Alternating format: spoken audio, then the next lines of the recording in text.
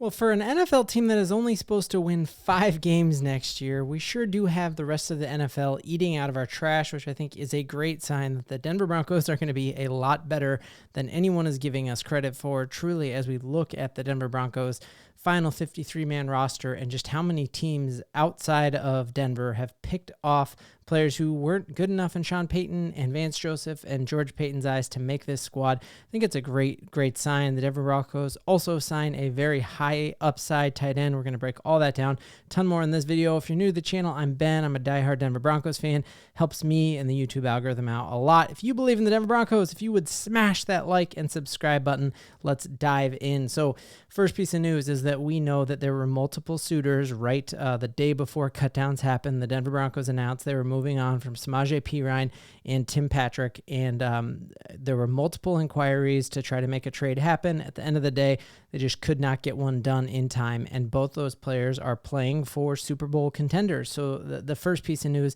is that Samaje Perine did sign with pretty much my least favorite team in the history of all professional sports, the Kansas City Chiefs. Huge downside, but I think if we look at this from the upside, it's like, man, how loaded do we feel like our running back room is if the Kansas City Chiefs are going out and getting off of our scrap heap and trying to make Samaje Perine work there. I think this could end up hurting us. We know Samaje Perine, an incredible receiving option there, and I could just see this really biting us in the butt. But at the same time, when you're carrying 3 quarterbacks on the roster like we did not have room for Samaje. And so as you're talking about all these cuts and why they're so difficult, it is showing that our roster is so much more loaded than we're getting credit for, and this is really a great problem to have. We're seeing that multiple other places as well. We know yesterday Tim Patrick went out and signed with the Detroit Lions. The Detroit Lions have a very high-powered offense and one of the better offenses in the entire NFL. They essentially are signing him to the practice squad until he learns the Campbell system, and then he's going to be playing real snaps for the Detroit Lions. And so you're looking at 2 of the players not good enough for the Denver Broncos roster who are now on Super Bowl contenders. I feel like it's just proof right there that the Denver Broncos are good. We're also seeing that Sam Mustafar, another guy that we brought in, he was with the Bears for a while, ended up signing with another division rival, and he's going to the Kansas City Chiefs. As we talk about not the Chiefs, he's going to the Los Angeles Chargers. As we talk about this division, all the teams that have regressed, I think the Chargers have regressed so much, losing a starting running back, losing Keenan Allen, losing Mike Williams. You've had Herbert out most of the offseason with plantar fasciitis, and they lost a Pro Bowl center as well. And so I just see the Broncos easily sweeping the Chargers this year, and I think the fact that we just saw Mustapher not making the cut here, and he's moving on and signing there with the Chargers as a really good sign. Really, we're looking here for this is the first time in a long time that I have seen Denver Broncos get picked off and put into places where they're planning on playing. And so you saw Patrick go to the Lions, Mustapher to the Chargers. Just hearing that one of our offensive tackles, Demontre Jacobs, who a lot of folks are hoping we were able to sign back to the practice squad, was picked up by the Patriots. Elijah Garcia, the Giants. Perine, the Chiefs. Brandon Johnson joins his former wide receiver coach in Pittsburgh, and he's going to be playing with Russell Wilson, and so we will see him week 2. And then Jalen Virgil, who I think we all were hoping was going to come back for the Broncos as just an amazing return specialist, and his ability to catch and his moves after the catch were incredible, is going to the Bills.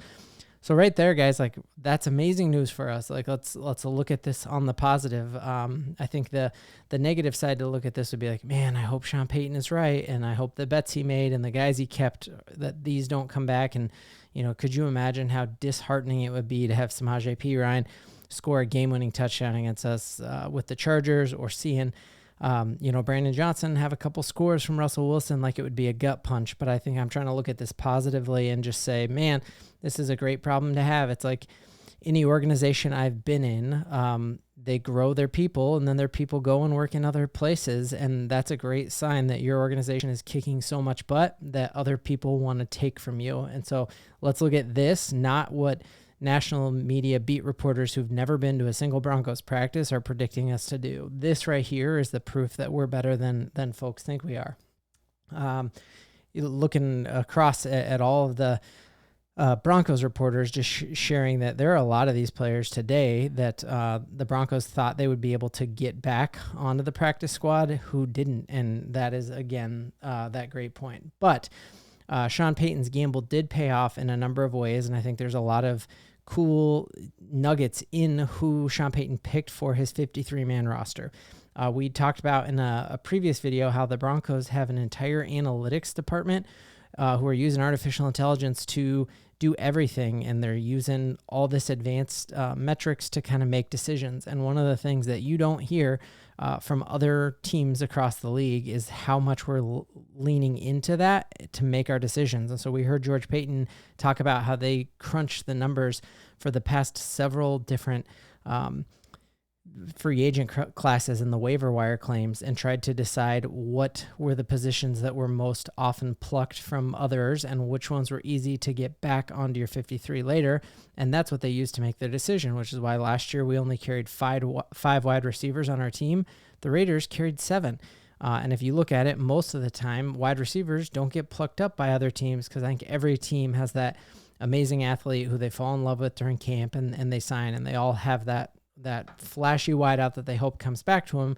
The Denver Broncos did that with both Brandon Johnson and Jalen Virgil, hoping they'd come back, and it didn't exactly work, but I love the fact that they used data to make a decision.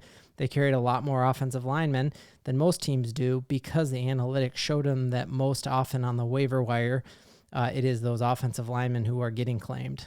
So it did kind of bite us in the butt, but the good thing, and again, this is pushing back against the narrative that no one trusts Sean Payton and he's not a player's coach. Sean Payton really knows how to game systems. And one of the systems that he gamed was there's a rule in the NFL where that you can be a player on the practice squad and get called up 4 times throughout the year without having to be on that team's 53-man roster. And so agreements were made with our fullback, Michael Burton, and with Lil Jordan Humphrey that said, hey, you're going to be playing for the Broncos this entire season. Don't move your family. Sign on our practice squad, and we will pull you up those first 4 games, and then someone is going to get hurt, or we'll drop them down to the practice squad, and we'll just keep playing this game. That like entire game and gaming that system like that takes a ton of trust in the coach because you're trusting them to keep their word.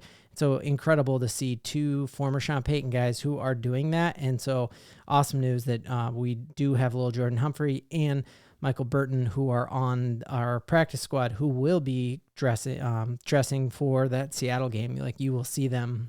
Michael Burton might be our starting fullback in that, and Lil Jordan Humphrey is going to get targets. Other big news of the day.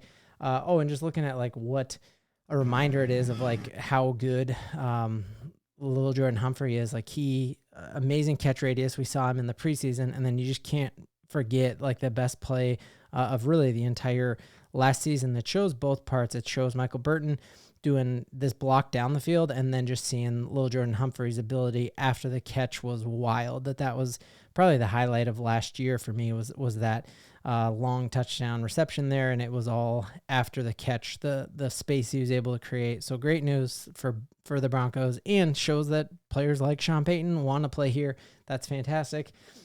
Then the other big news is that I think all of our hope in Denver Broncos country is that we have drastically improved our tight end room. Last year, we were literally the worst tight end room in the entire game when it comes to almost every measurable metric for a tight end, whether it's yards in the air, whether it's number of catches, whether it's number of touchdowns, and whether it's yards after the catch. We're awful, and that's because of the injury for Dulcich. So he's stayed healthy all camp. He looked great in the preseason.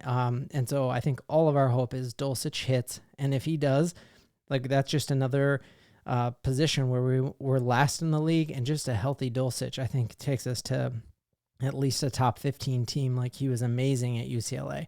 But if for whatever reason Dulcich doesn't work, we do have another arrow in our quiver in Lucas Kroll. And then also we went out and got Donald Parham. And if that name sounds familiar at all to you, he's just on our practice squad. But with injuries, you could see the same thing where you can bring him up to 4 times before you have to sign him to your active roster.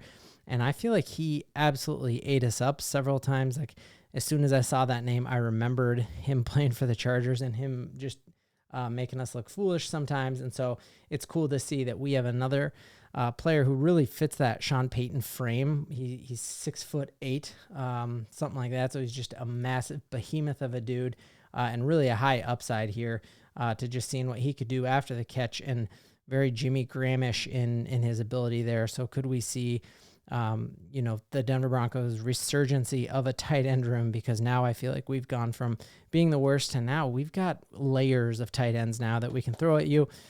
Great news. Broncos players who weren't good enough to make this team are getting picked up across the NFL, and that gives us so much more to believe in.